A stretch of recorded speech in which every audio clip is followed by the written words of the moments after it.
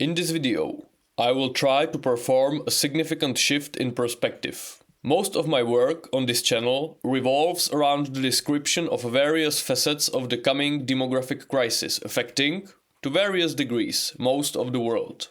The impacts are most commonly perceived negatively, connected to labor shortages, decreasing tax revenue, unsustainable social welfare systems, cultural malaise and national decline, military weakness, decrepit infrastructure, and depopulating villages and cities. Now, these are all undeniable facts.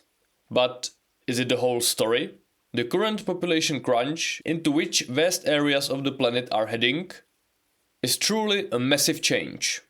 On a European level, it is a reversal of an unbroken trend of population growth that has continued since the middle of the 17th century. Even throughout the horrors of both world wars, the population of Europe continued to grow, although at a much slower pace. It is estimated that in the last 1,000 years, there were only two major periods of population decline on a continental level: the period of the Black Death in the 14th century and the period around the 30 Years' War in the 17th century. So, such a major change in paradigm, with massive consequences permeating through all levels of society, cannot be purely negative, right? They might be mostly negative, but as with every enormous change, there also must be some positive consequences. After all, it is accepted by most historians that the massive population decline caused by the Black Death was one of the impulses leading to the end of serfdom in Western Europe and the creation of some form of proto-labor market. Maybe even capitalism and industrial revolution further down the line. So, this is what I want to focus on in this video. Get away from all the doom and gloom for a moment and try to paint a bit more positive scenario of the future. Let's get to it.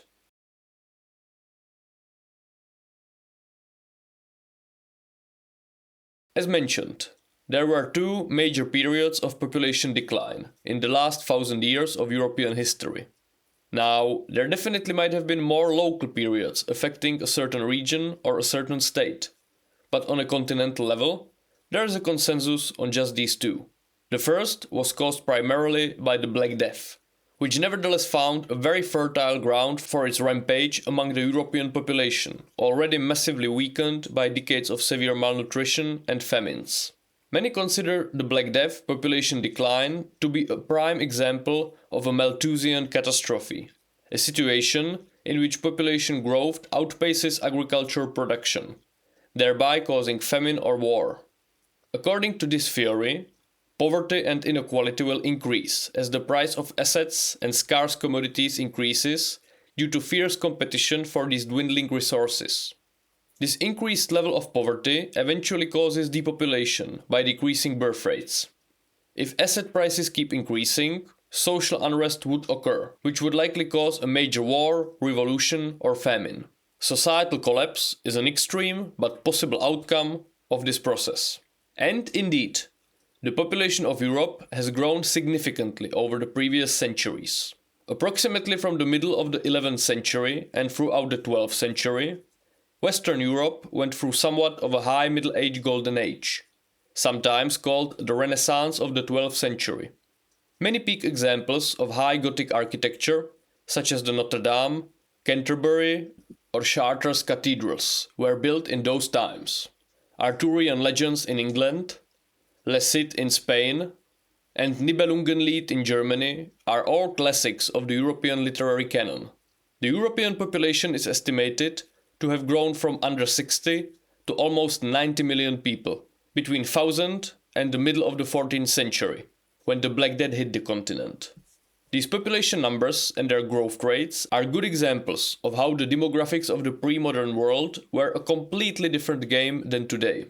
For example, population growth from 60 to 90 million people was achieved by Pakistan, a single country, between roughly 1970 and 1990, in just 2 decades. The key difference here is in mortality rates. In short, they have been absolutely massive all over the board, even in the best of pre-modern times. The magnitude of the difference is almost hard to comprehend. For most of history, Including hunter and gatherer societies and up until the 19th century, the infant and child mortality rate was estimated to be stably close to 50%. Half of all children did not live past their 15 years of age. Today, on a global level, this rate is around 4%, and in developed countries it is around 0.3%. Maternal mortality rates were also very high. It is estimated that usually around 1 in 100 mothers died during labor. Today, the figure is about 100 times lower in developed countries. All kinds of mortality rates were higher by orders of magnitude. That has one major impact. Today, we operate with the replacement fertility being 2.1 children per woman.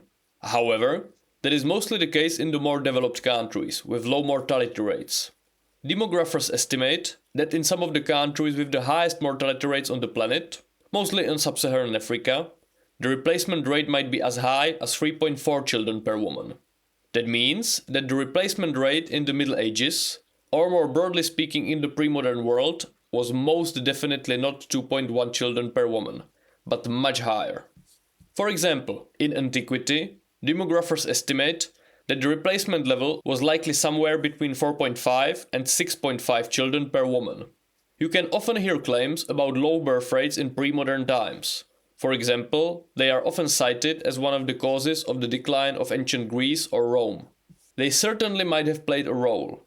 However, do not imagine that the population of any ancient or pre-modern society had fertility rates anywhere near our current level. That is ruled out. Due to their much higher mortality rates and, thus, much higher replacement fertility level, the threshold for birth rates leading to natural decline was much higher than today, and fertility rates under 2 children per woman would thus lead to absolutely massive depopulation during a few generations.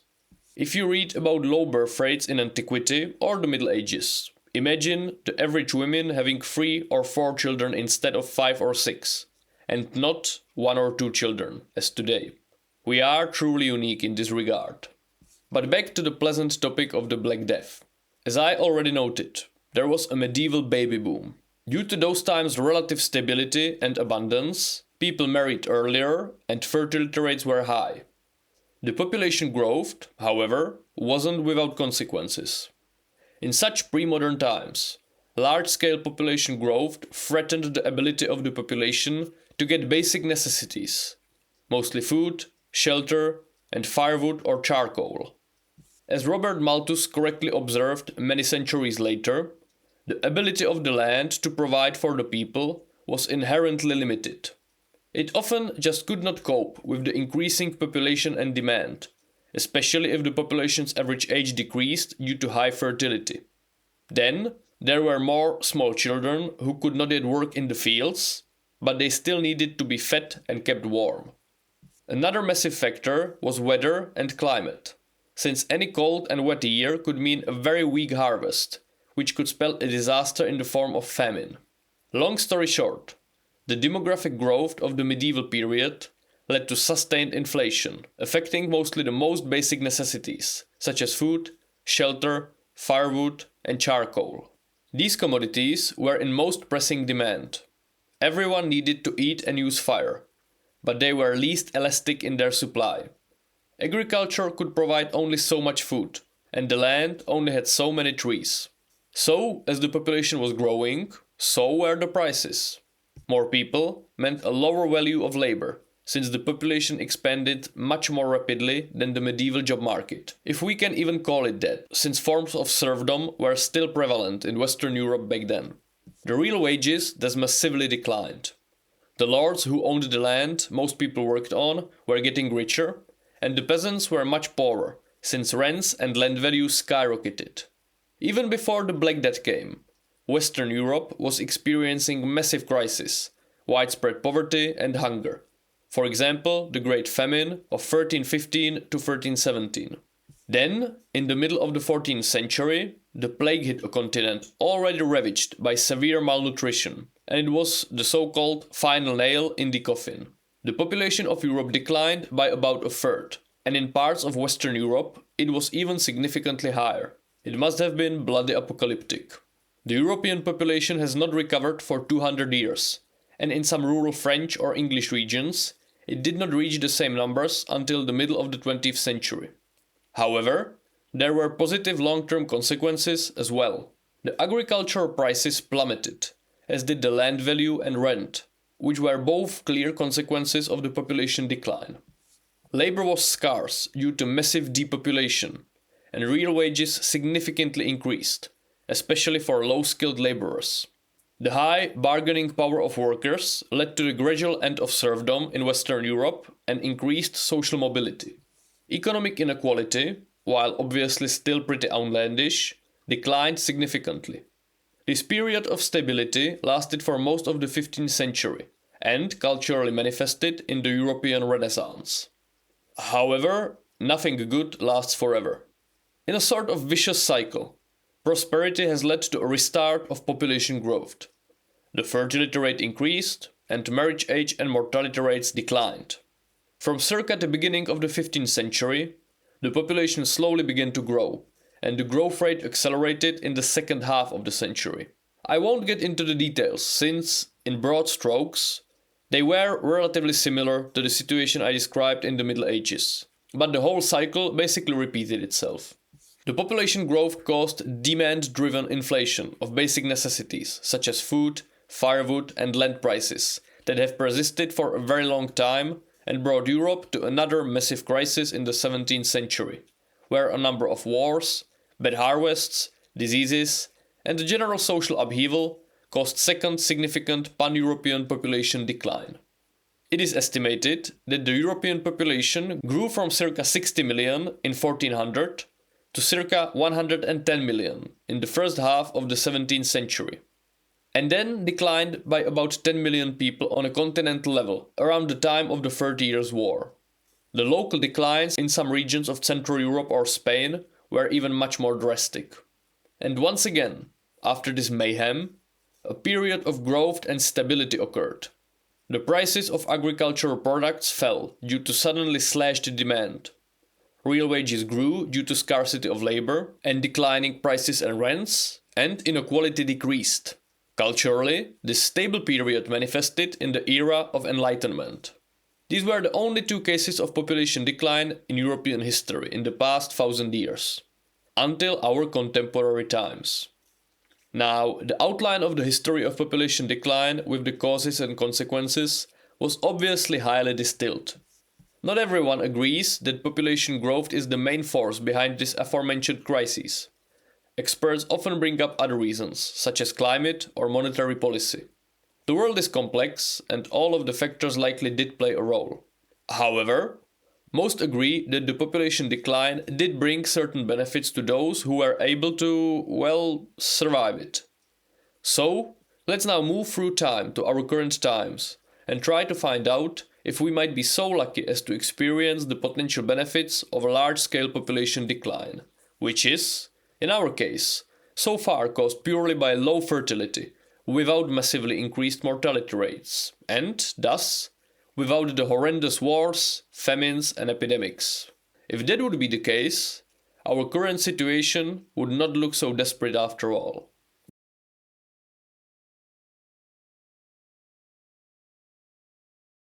In the past 200 years, the world has experienced an absolutely unprecedented population explosion.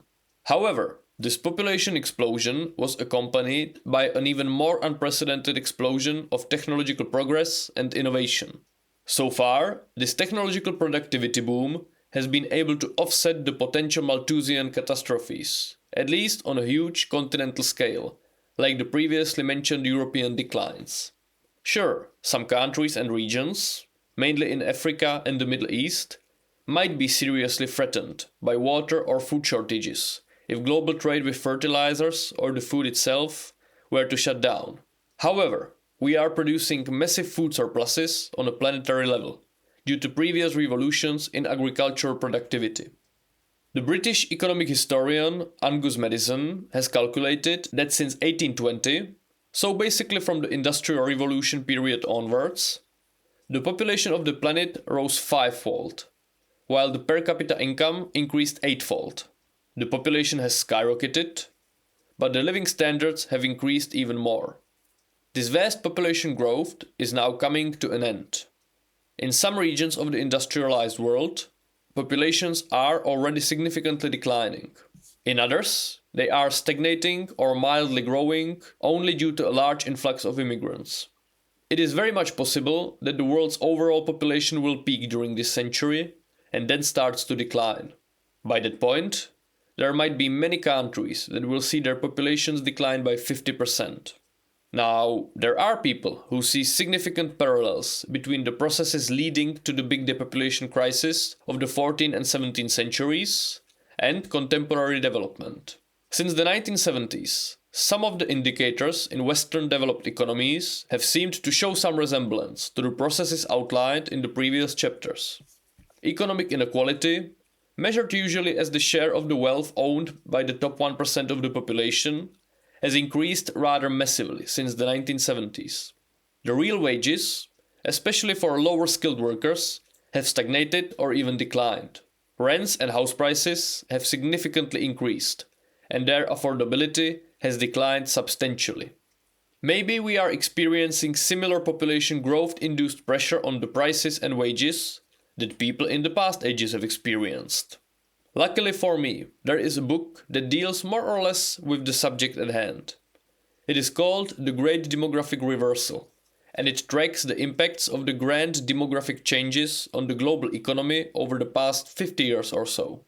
And there have indeed been significant demographic influences on the processes mentioned above. Two crucial demographic shifts took place in the past decades that have massively undercut the wages in the developed world: the integration of China and of post-communist Eastern Europe into the world economy, especially manufacturing. The integration of China alone from the 1980s onwards more than doubled the available labor supply. Since the 1990s, almost 200 million Eastern Europeans have been integrated into the world's manufacturing and economic networks. One could probably also add the NAFTA trade deal and the increasing US corporate manufacturing capacities in Mexico. These demographic shifts coincided with the prevalence of neoliberal economic theory in the political spheres of the West, which pushed for the dismantling of trade barriers between states and regions. But there was more. Precisely at the same time, Western countries were experiencing prime examples of demographic dividends. The strong post-war baby boom cohorts were just entering the labor force, and the fertility rate and the proportion of dependent children declined, often quite rapidly. But the aging of the population has not yet created massive populations of elderly dependents. That means the share of the population of Western countries in the productive age rapidly increased, from circa the 1970s to the early 2000s, precisely during the time when the Chinese and Eastern European populations were getting integrated into the world economy. At the same time, the process of female emancipation was happening as well. So the available labor force got an additional boost from female labor participation, which often doubled between the 1950s and the 1990s. And at the very same time, mass immigration in the Western countries has kicked in. The effective labor supply force for the world's advanced economic trading system more than doubled over these 27 years, from 1991 to 2018, in what is the largest ever massive positive labor supply shock. We have been living in times of unprecedented labor glut, and the consequences were huge. The bargaining power of the low and semi-skilled workers dramatically declined in relation to the skilled labor, managerial class, and returns to capital. There has been a massive disparity between the growth of wages of people with and without a college education since approximately the 1980s, which coincides with the massive cheap labor bonanza. People with managerial and technical skills were rewarded, while manual or less qualified laborers were heavily undercut by foreign competition and partially also by immigrants. The ratio between the pay of CEOs and their average worker has skyrocketed in most advanced countries. Technological progress has negatively impacted certain lower-skilled professions as well. The trade union's membership has, for example, dramatically declined in this period. But there were also some advantages.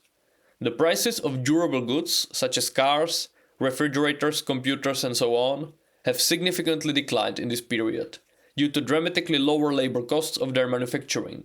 That has massive implications for the overall economy, since it meant that the overall inflation was low throughout this period.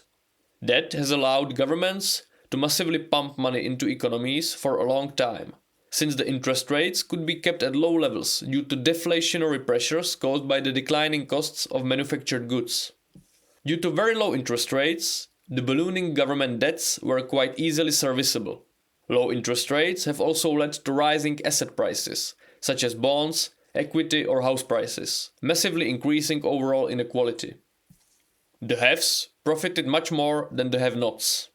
The winners of these massive demographic shifts have been capital-owning classes and highly skilled workers in developed countries, as well as workers in Eastern Europe and China. While inequality within developed countries has increased, income inequality between different countries has decreased, often massively so. In the year 2000, the average Chinese wage earner earned 35 times lower wages than the average American worker. But in 2018, he earned 5 times lower wages. So, yes, we can conclude that demographic development, together with policy choices, clearly does play a role in many of the societal upheavals in the Western world. A lot of the political polarization in Western countries is a backlash against these processes by the native working classes. But now we have entered the great reversal of this process. The working age population of the world is already declining and will continue to massively decline for the foreseeable future. Especially if we take Africa out of the equation, which is not very well integrated into the world economy anyway. The decline of the overall population will follow. What will be the effects? Can we look forward to a new golden age for the average person induced by the massive population decrease and thus in the competition for resources? Well, it is more complicated than that.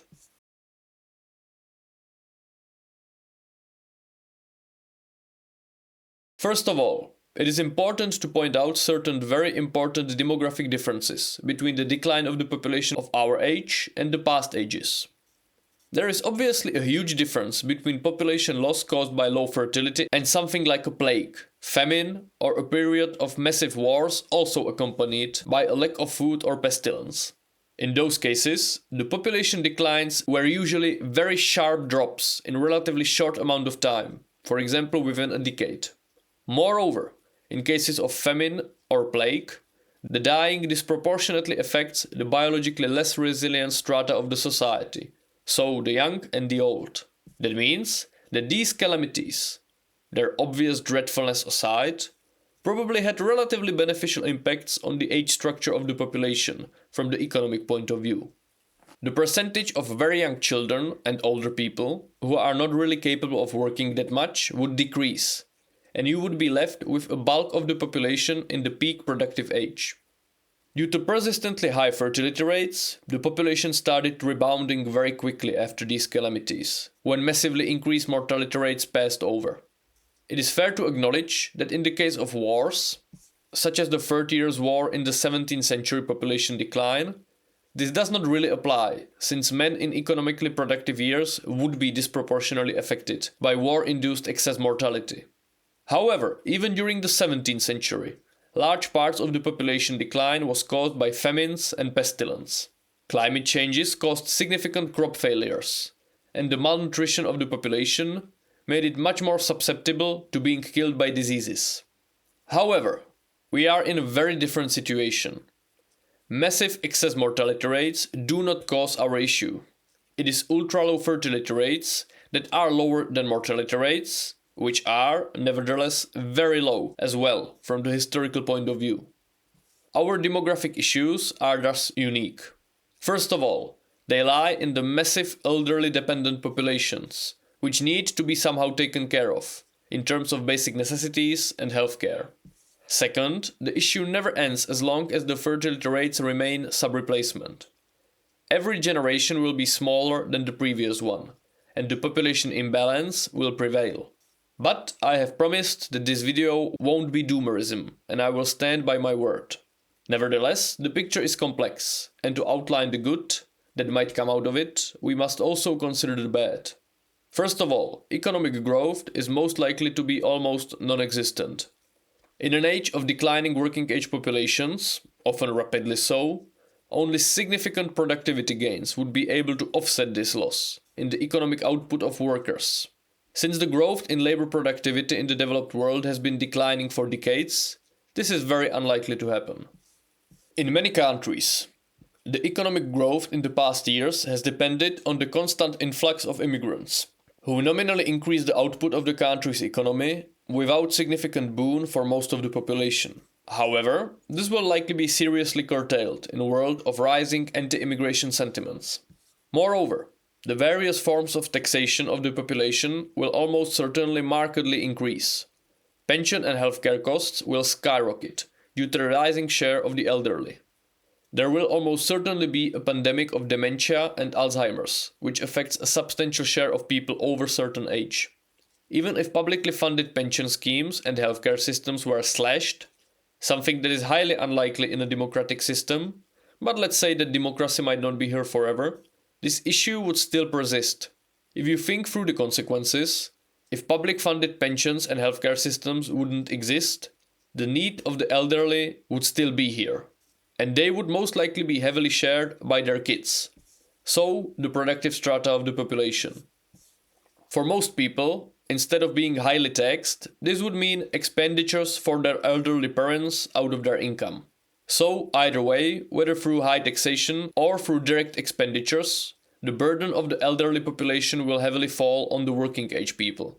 Moreover, due to the increasing average age of marriage and childbearing, people's natural life cycle is changing significantly. People have kids later, their kids leave their households later, and old people live longer. That means that more and more people will be squeezed into the so-called sandwich generation, where they care for their children and their parents at the same time, at the economically most productive part of their lives. People in the past, when they had children in their early 20s, and their parents had a life expectancy closer to 70 than to 80, had their children out of the house when they were 45, and, assuming their parents also had them in their 20s, their parents died by the time they were 55. That gave people more time to save for their retirement without having dependents, whether in the form of children or parents. But if you have your kid when you are 35, the kid might not leave the house until you are close to 60, while your parents might also live to your 60s. And then you are suddenly very close to retirement. To somehow conclude this long list of not so positive developments, before getting to the positive side of the equation, inflation will probably remain persistently and structurally high. High dependency ratios are structurally inflationary forces. If more people are consuming in proportion to those producing, that logically pushes inflation higher. The demand is larger than the supply. Studies have shown an empirical link between population age structure and inflation. Populations with a higher share of dependents, whether children or elderly, have higher inflation than those societies with a high proportion of people in the productive age. That is also why, as previously mentioned, the past couple of decades exhibited very low inflation levels, especially for consumer goods, even though monetary policies were very expansionist and public debts hugely increased. The number of producers and people of productive age massively increased, while the number of dependents, children and the elderly, was low. However, another inflationary pressure will be the growing bargaining power of the workers and wage growth. This is where I finally get to the more positive side of the equation. The mass demographic forces that have led to the processes above are now beginning to revert themselves on all fronts. The global working age population will massively decrease over the next few decades, especially in the industrial countries most connected and relevant to the world economy. The political backlash against globalization and the worsening of the security situation will likely significantly curtail the trend of outsourcing manufacturing abroad. The anti-immigration backlash brewing throughout the Western world will likely partially curtail the inflow of new, unskilled immigrants into the economies.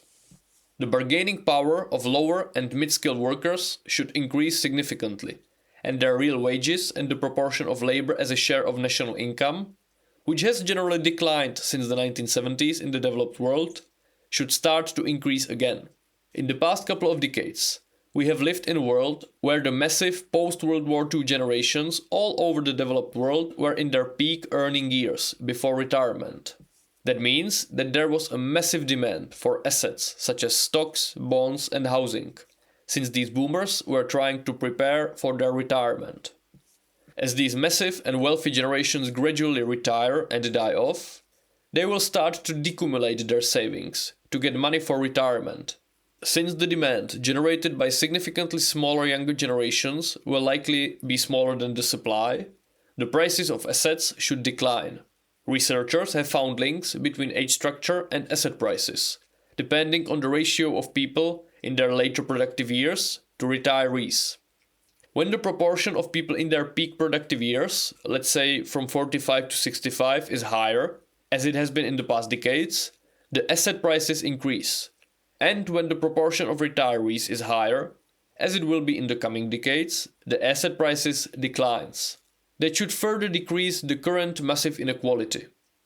To somehow conclude these economic theories and predictions, we will most likely become much poorer as societies, with the strains of the ballooning elderly populations on the backs of the declining working age populations. The inflation will likely be structurally high, and many durable goods might become more expensive. However, we might become more economically equal, with smaller differences between the richest and the average people, and thus smaller social discontents. And maybe the house prices will fall.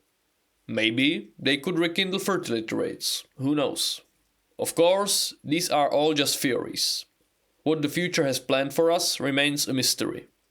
Everything might be completely different. However, I think trying to find hope and positive attitudes towards the future is good. If you enjoyed this video, please like and subscribe, or consider supporting me on my Patreon or on my Buy Me a Coffee page. Thank you very much.